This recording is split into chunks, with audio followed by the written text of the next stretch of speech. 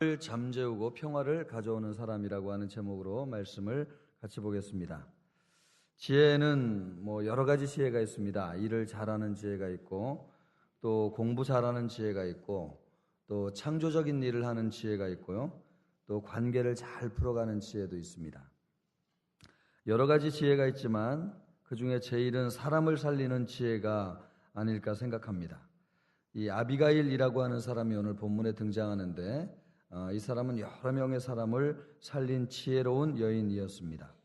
또 분노를 잠재우고 평화를 가져온 사람이라고 할 수 있습니다. 죽을 뻔한 남편을 살리고요, 또 다윗이 실수하지 않게 함으로써 크게 보면 이스라엘의 미래를 구한 사람이라고 할 수 있겠습니다. 아비가일의 이야기를 읽으면서 과연 원수 같은 남편을 살리는 것이 가능할까, 이런 생각을 해보았습니다. 오늘 같은 세상은 얼마나 악한지 말입니다. 이 보험금을 타려고 아내가 남편을 청부살인하는 일들이 가끔 있다는 이야기를 신문에서 읽을 때가 있고요. 또 몇 년 전에는 치과 의사가 게임에 중독이 됐는데 그것을 말리는 아내를 살해하고 20년형을 받았다는 그런 기사를 본 적이 있습니다. 이런 삭막한 그런 부부관계 속에서 아비가일과 같은 이런 덕목의 아름다운 여인의 이야기를 들을 수 있을까 하는 생각을 해보게 됩니다. 요즘 아내들이 과연 이런 상황이라면 정말 이런 지혜를 발휘할 수 있을까 하는 것이죠.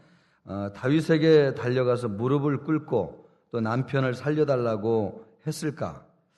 아마 하긴 했을지 모르겠지만 이런 지혜를 발휘할 수 있을까 하는 생각에 의문이 들지 않을 수 없습니다.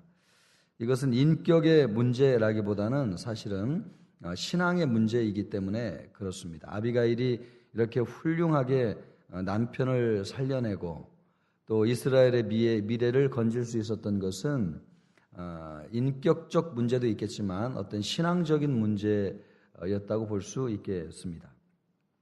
마음으로만 되는 것이 아니라는 거죠.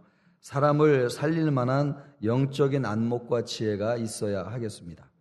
그렇다면 아비가일이 분노를 잠재우고 평화를 가져온 지혜, 또 사람을 살리고 이스라엘의 미래를 구하는 지혜, 이런 지혜는 어디에서 말미암았을까 하는 것입니다. 그런 안목과 지혜는 어디에서 생겨났을까 하는 것이죠. 우리가 또 한 달에 주어진 시간을 살게 될 때 3월달은 특별히 생명이 이제 약동하는 시기라고 한다면 우리가 생명을 살리는 그런 한 달이 되면 좋겠고요. 또 우리 공동체와 주변의 많은 사람에게 생명과 소망을 주는 한 달이 되면 좋겠습니다. 그런 관점에서 아비가일을 통해서 우리가 어떻게 공동체를 살리고 또 가정을 살리고 우리 주변의 사람들을 살리는 지혜와 안목이 있는 삶을 살 것인가 하는 부분에 대한 교훈을 얻으면 좋겠습니다. 첫째로 이 아비가일을 살펴보면 이 사람에게 특별히 매이지 않는다는 것을 알 수 있습니다.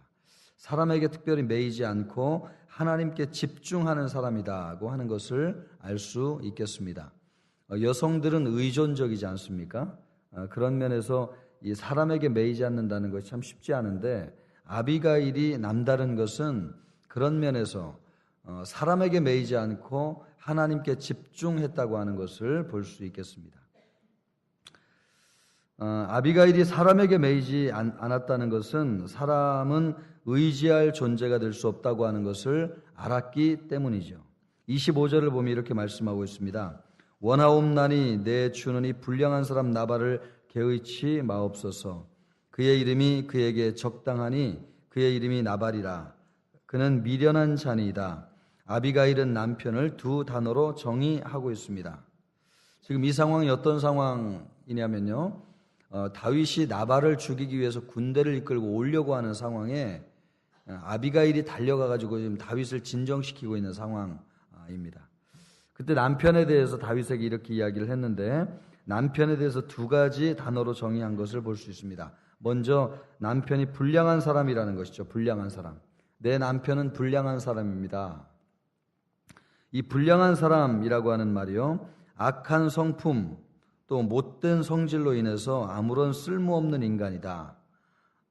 이 원문 그대로 하면 그렇게 되어 있습니다. 백해무익한 인간이라고 하는 뜻이죠. 엘리 제사장의 아들에게도 같은 단어가 쓰였습니다. 욕심이 많아서 남의 것을 잘 빼앗지만 자기 것은 절대로 내놓지 않는 무익한 사람, 이것이 이 원문에서 이야기하는 불량한 사람이라고 하는 뜻이 되겠습니다. 또 미련한 자라고 하는 말을 하고 있는데요, 나발은 문자적으로 그에게 어리석음이 있다라고 하는 뜻을 가지고 있습니다. 이름 자체가 그에게 어리석음이 있다. 이름에 걸맞게 나발이 어리석고 미련한 행동을 했다고 하는 것을 가리키고 있습니다.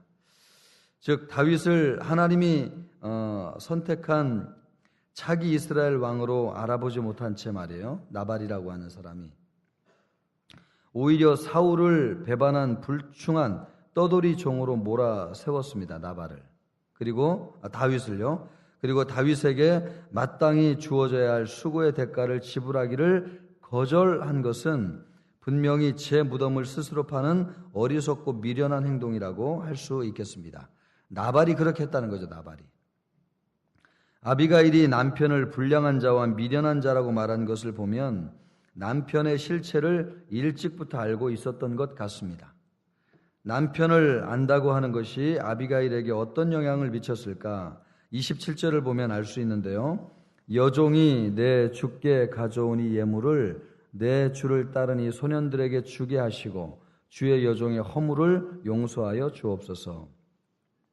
이 남편 나발이 다윗에게 실수한 것을 알고 아비가일은 급하게 예물을 준비해서 달려왔습니다. 그래서 남편의 잘못을 인정하고 용서를 구한 후에 충분히 먹을 것을 예물로 줌으로써 사태를 수습하는 장면을 볼 수 있습니다. 이 행동의 순발력과 과단성을 보면 무엇을 예측할 수 있냐면 한두 번 이렇게 한 것이 아니구나, 이런 것을 예측할 수 있습니다. 아비가일은 남편의 부족한 면을 누구보다도 잘 알고 있었기 때문에 그가 사고를 칠 때마다 항상 이런 방식으로 남편을 위기에서 구하는 행동을 많이 했다고 하는 것이죠. 아비가일의 삶을 보면 남편을 남편으로 존중은 하지만 일신상의 모든 것을 남편에게 맡길 만큼 전적으로 의탁하지는 않고 있다고 하는 것을 알 수 있습니다. 이것이 아비가일의 지혜입니다. 지혜. 그러니까 내 남편은 하나님이라고 생각한 거죠. 내 남편은 내 인생을 전적으로 맡길 만큼 그렇게 지혜롭거나 총명하거나 미래를 내다보거나 내 안전을 확보할 만큼 나라의 정치 상황을 정확하게 읽어내거나 그런 인물이 못 된다는 것을 아비가일이 일찍부터 알고 있었습니다. 그렇다고 해서 아비가일이 남편을 존중하지 않은 것은 아닌 거죠. 그래서 나발은 항상 아비가일을 의지하며 신뢰하며 인생을 산 것이 분명합니다. 그러니까 참 아비가일이 지혜로운 거죠. 부족한 남편이지만 부족한 남편의 자존심을 건드리지 않고 남편을 세워주면서도 또 남편의 부족한 부분을 항상 의식하면서 남편에게 전적으로 인생을 맡기지 않고 하나님을 신뢰하는 인생을 살았다고 하는 것입니다. 이것을 보면 참 이 아비가일이 지혜로운 여인이라고 하는 것을 알 수 있죠. 굳이 여인이라고만 해서 그런 것 아니고요. 우리의 인생이 그런 거죠. 우리가 어떤 기관이나 조직에 소속되어 있는데 우리의 인생과 미래를 온통 거기에 대지 아니하고 우리의 주인 되신 하나님을 의지하며 사는 것은 아주 필요적절한 인생이라고 할 수 있습니다. 사람을 의지하는 사람은 반드시 나발과 같은 잘못된 주인을 만나면 인생의 어려움을 겪게 되어져 있습니다. 그런데 지혜로운 사람은 어떤 사람이냐? 우리의 진정한 남편이 하나님이시고 또 우리의 진정한 주인이 하나님이라고 하는 것을 믿고 의지하는 사람이라고 하는 것입니다. 아비가일을 통해서 하나님이 우리에게 그 부분을 지금 깨우쳐 주고 있는 것이죠. 사람을 의지하는 것이 아닙니다. 대신 하나님을 믿고 절대적으로 신뢰하였습니다. 하나님을 남편으로 믿고 살았습니다. 그랬기 때문에 남편의 부족한 점이 있어도 원망을 하거나 불평하지 않았습니다. 오히려 모난 부분을 채워주고 실수는 덮어주면서 때로는 더 큰 위기에 처해도 살려주는 사람, 남편이 어려울 때 구하는 사람이 되었습니다. 항상 남편이 의지할 사람이 아니라는 것을 알았기 때문에 이 아비가일은 항상 깨어 기도하면서 하나님의 도우심을 구하고 하나님께 나아가서 그분을 의지하는 인생을 살았습니다. 하나님은 사람에게 매이지 않고 자신을 철저하게, 그러니까 하나님을 철저하게 신뢰하는 사람에게 지혜를 주시는 분인 줄로 믿습니다. 여러분, 하나님은 어떤 분입니까? 하나님을 의지하는 사람에게 지혜를 주시는 분이죠. 그런 사람에게 살 길을 열어주시고 문제를 해결해 주실 줄로 믿습니다. 성경이 일관되게 말씀하는 부분이 그것 아닙니까? 사람 의지하면 실패하고 하나님 의지하면 성공한다. 사람 의지하면 어려움을 당하지만 하나님을 의지하면 하나님께서 보호하신다. 그래서 사람을 두려워하는 자는 반드시 올무에 걸리지만 하나님을 의지하는 자는 안전할 것이라고 말씀하고 있지 않습니까? 그것이 성경의 일관된 메시지인데 이 아비가일이라고 하는 여인이 특별한 여인이 아니고 성경이 일관되게 말씀하시는 메시지 그대로 잘 순종하며 살았기 때문에 하나님께서 주시는 지혜가 있었다고 하는 것입니다. 근데 이 지혜가 본인의 안전을 확보하고요, 또 남편과 가정을 위기에서 구하고 또 나라와 민족의 소망이 되었다고 하는 것이죠. 오늘도 우리에게 주님이 이런 지혜를 주시기를 특별히 주님의 이름으로 축복합니다. 그런 사람에게 살 길을 열어주시고 문제를 해결해 주실 것입니다. 이런 분들에게는요, 사람에게 매이지 않고 하나님을 의지하는 사람은 감정이나 사람에게 지배를 받지 않아요. 감정이나 사람에게 지배를 받지 않아요. 지배를. 감정이나 기분대로 하지 않는 것이죠. 이 사람에 의해서 좌지우지되지 않고요, 사람을 가리지도 않습니다. 그렇기 때문에 상황 판단이 아주 정확해요. 모든 사람을 살리는 지혜를 발휘하게 되어져 있습니다. 바로 아비가일이 그런 사람이었습니다. 이 사람에게 매이고 감정에 얽매이는 사람은 어떤 실수를 하게 되냐면 상황 판단을 제대로 못해요. 감정에 매여져 있기 때문에. 그래서 객관적인 상황 판단을 잘못하기 때문에 수를 잘못 둘 가능성이 굉장히 많아요. 그런데 인생을 살면서 큰 실수를 하는 대부분의 사람들은 감정적으로 행하는 사람이고 사람을 지나치게 의존하는 사람입니다. 그러면 상황을 제대로 판단하지 못하기 때문에 잘못된 결정을 하게 되는데 그 잘못된 결정이 우리 인생에 굉장히 마이너스를 초래할 수 있다고 하는 거죠. 그런 상황에서 지혜를 발휘하는 사람은요, 객관적으로 냉정하게 오직 하나님만 바라보고요, 상황을 객관적으로 바라볼 수 있는 사람이라고 하는 것입니다. 오늘날 같이 이렇게 정치적으로 혼미하고 또 경제적으로 어렵고 우리의 미래를 예측할 수 없는 시대에는 이것이 아주 절대적으로 필요합니다. 절대적으로. 하나님만 바라보셔야 될 줄로 믿고요, 감정과 사사로운 사람에게 매이지 않기를 우리 주님의 이름으로 축복합니다. 여러분, 성경에 보면 원수의 소가 구렁텅이에 빠졌을 때 어떻게 하라고 말씀하고 있습니까? 원수의 소가 구렁텅이에 빠졌으면 아유 잘됐다 이렇게 이야기하고 못 본 채 하라고 이야기하고 있습니까? 그렇지 않죠, 그죠? 성경에 보면 원수의 소라도 구해주라고 말씀하고 있습니다. 참 그런데 이것이 쉬운가 말이에요. 원수의 소가 가다가 구렁텅이에 빠졌으면 야 고소하다 잘됐다 네가 나한테 그렇게 하더니 하나님이 아주 너에게 복수를 했구나, 혹시 이렇게 이야기하는 마음이 우리 한편에 있을지 몰라요. 그런데 하나님이 원수의 소라도 구해주라는 거 아니에요? 내가 정말 싫어하고 미워하는 사람이 어려움 당하면 도와주라는 것 아닙니까? 그런데 이것이 절대로 쉽지 않죠. 사람으로는 참 어렵습니다. 그러나 아비가일 같은 사람들은 이런 일을 할 수 있습니다. 왜냐하면 사람을 보지 않고 하나님을 보는 사람은 사사로운 감정에 매이지 않기 때문에 원수의 소라도 넉넉히 꺼내줄 수 있는 거죠. 그래서 우리 예수 믿는 사람들이 참 무서운 겁니다. 사사로운 감정이나 사람에게 원수 관계에 얽매이지 않고 모든 사람하고 화평하고 그래서 영향력을 확대해 가는 것이고, 예수 믿는 사람들이 모든 사람에게 영향력을 미치는 그 비결이 무엇입니까? 신앙생활 제대로가 하나님을 신뢰하면요, 감정으로 사람을 대하지 않기 때문에 모든 사람과 화평하고 하나님이 주시는 영향력을 모든 사람에게 확대할 수 있기 때문에 그래요. 그런 지혜를 아비가일이 지금 우리에게 보여주고 있다고 하는 것을 볼 수 있습니다.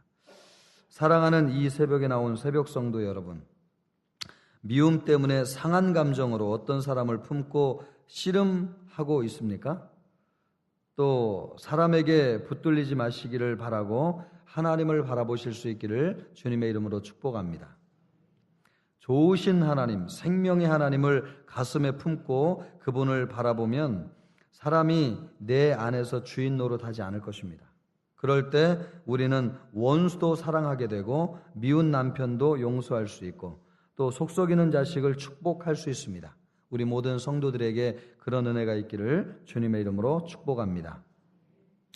두 번째로 아비가일은 하나님의 관점에서 사람을 바라보는 안목이 있었던 사람이었습니다. 28절로 29절을 보면 아비가일의 안목을 알 수 있습니다. 이렇게 말하고 있습니다. 여호와께서 반드시 내 주를 위하여 든든한 집을 세우시리니, 지금 다윗을 주라고 이야기하면서 그를 축복하는 이야기를 하고 있지 않습니까? 든든한 집을 세우리니 이는 내 주께서 여호와의 싸움을 싸우시며 또 내 주의 일생에 내 주께서 악한 일을 찾을 수 없음이니이다. 이 다윗의 마음을 지금 얼마나 세워주고 있습니까? 다윗이 지금 사람을 죽이려고 하는데 이 그 분노의 마음을 이게 누그러뜨리는 이 말을 한마디 한마디 보면 참 대단한 말이 아닐 수 없죠. 사람이 일어나서 내 주를 쫓아 내 주의 생명을 찾을지라도 내 주의 생명은 내 주의 하나님 여호와와 함께 생명싸개 속에 쌓였을 것이요 내 주의 원수들의 생명은 물매로 던지듯 여호와께서 그것을 던지시리이다. 이 말 한마디 한마디가 이 지금 분노하고 있는 다윗의 마음, 누군가를 죽이려고 하는 다윗의 마음을 지금 누그러뜨리는 말을 하고 있다는 것을 알 수 있습니다. 이 짧은 두 구절을 통해서 아비가일이 얼마나 놀라운 영적인 안목을 가지고 있는지 볼 수 있습니다. 참 여인이잖아요, 그죠? 그런데 참 깊은 안목을 가지고 있다고 하는 것이 대단하지 않을 수 없습니다. 하나님이 집을 세운다. 여러분, 이 말씀이 성경에 나오는 말일까요, 아닐까요? 이 사무엘의 하 7장에 보면 하나님께서 다윗에게 하시는 말씀이에요. 이 말씀이 하나님이 다윗을 축복한 말씀이기도 하거든요. 근데 이 말씀을 지금 아비가일이라고 하는 여인이 도대체 어떤 여인이길래 하나님이 다윗에게 하신 말씀을 알고 있었을까? 참 신기한 일입니다. 여러분, 우리가 이 성경을 대충 보지만 이 아비가일이라고 하는 여인이 축복받을 만한 여인이 아닐 수가 없는 거죠. 다윗에게 하나님께서 하신 말씀을 지금 인용하고 있잖아요. 이런 것을 보면 여인이지만 오늘날로 이야기한다면 성경을 참 많이 읽은 것 같고요.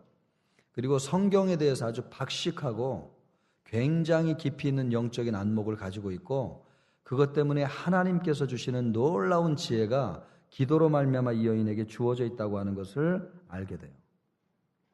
장차 다윗이 이스라엘의 왕이 될 것이라고 하는 뜻이잖아요, 이게.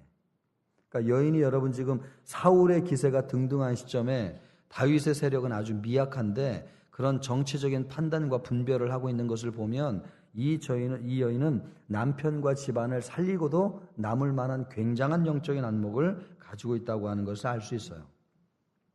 또 그가 뭐라고 이야기하고 있습니까? 그가 여호와의 싸움을 싸우고 악한 것을 찾을 수 없다라고 하는 것은 그가 지금 다윗이라고 하는 사람이 하나님의 소명으로 하나님의 부르심을 받아서 하나님을 위해서 싸우고 있는 사람이라는 것 아닙니까?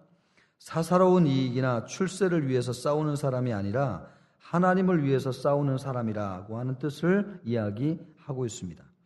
이것도 보면요, 다윗의 일생을 아비가일이 미리 참 잘 알고 있는 것이 이미 사무엘을 통해서 이 다윗이 기름 부음을 받고 하나님의 사람을 세움을 받았다고 하는 것을 모르면 이런 얘기를 할 수 없는 거죠.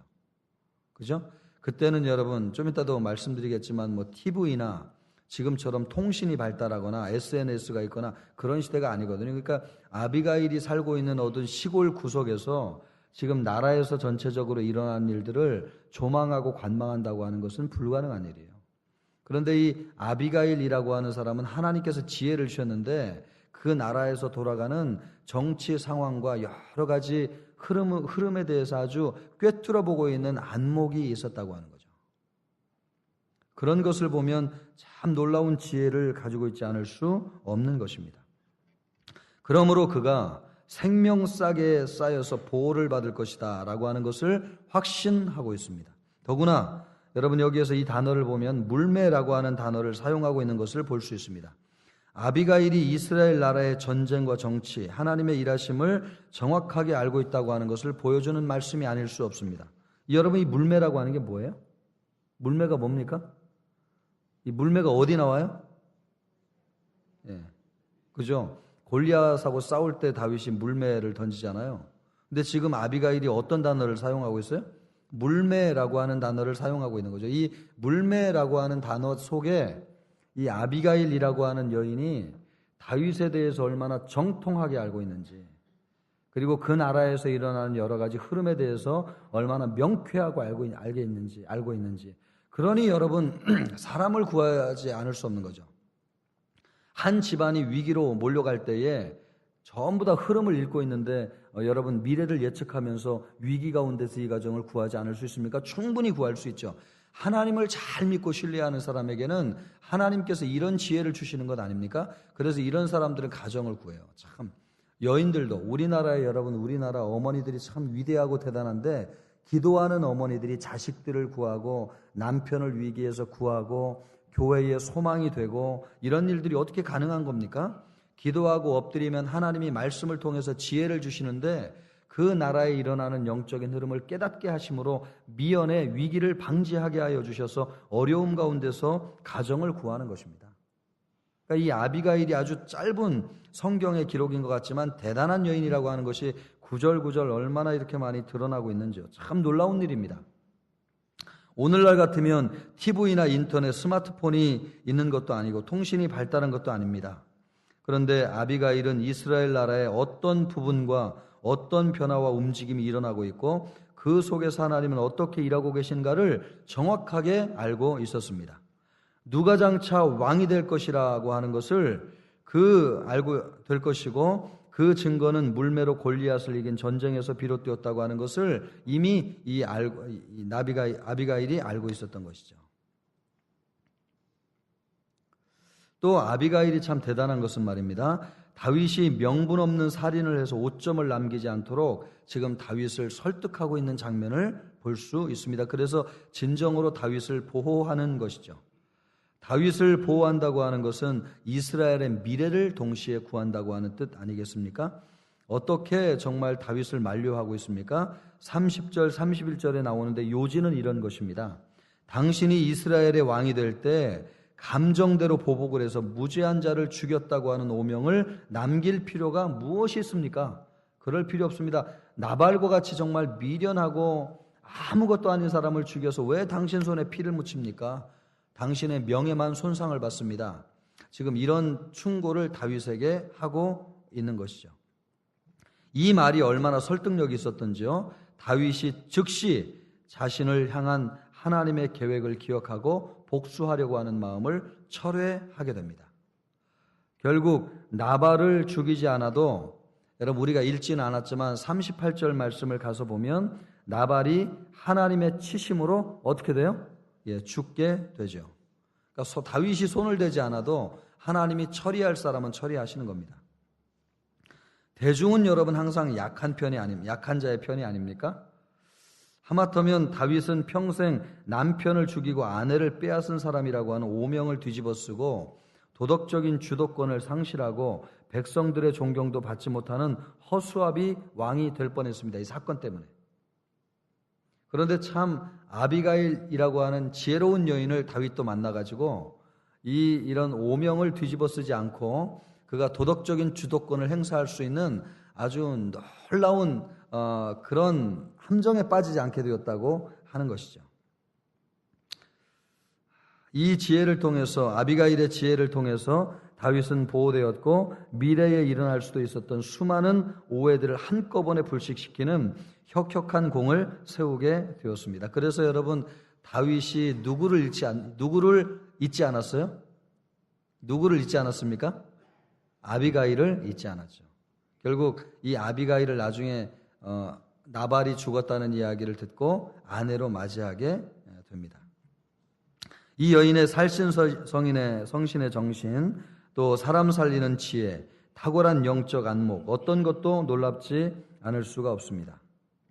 그래서 일부러 그런 사람은 아니지만요, 나발이 죽었다고 하는 말을 들었을 때 다윗은 이 여인을 아내로 맞아 드리게 됩니다. 가장 어려울 때에 힘이 되어준 여인에게 감동을 받은 것입니다. 이처럼 아비가일은 하나님의 관점에서 사람을 보는 영적인 안목을 가지고 있었습니다. 그래서 그는 남편을 구하고 다윗을 보호함으로써 나아가서는 이스라엘의 미래를 구한 것입니다. 영적인 안목을 갖고 사람을 보고 또 사건을 해석하는 것이 얼마나 중요한지 모릅니다. 하나님의 관점에서 사람을 보면 사람이 달라지게 되죠.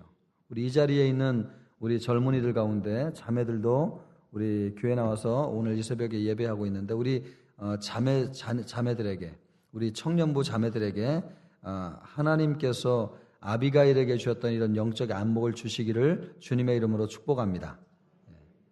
이미 결혼한 아내들에게는 이런 안목이 필요한지는 모르겠지만 우리 결혼한 자매들에게도 이런 안목이 있어서 정말 남편을 잘 도와주고 세워주고 살려주고 위기 때마다 도와주는 그런 놀라운 지혜가 있기를 주님의 이름으로 축복합니다. 남자들에게도 그런 지혜가 있어서 사람을 바라볼 때에 영적인 안목을 가지고 바라보는 그런 지혜가 필요하겠습니다. 형편없는 사람도 하나님의 관점에서 보면 얼마나 가능성 있는 사람인지 모릅니다.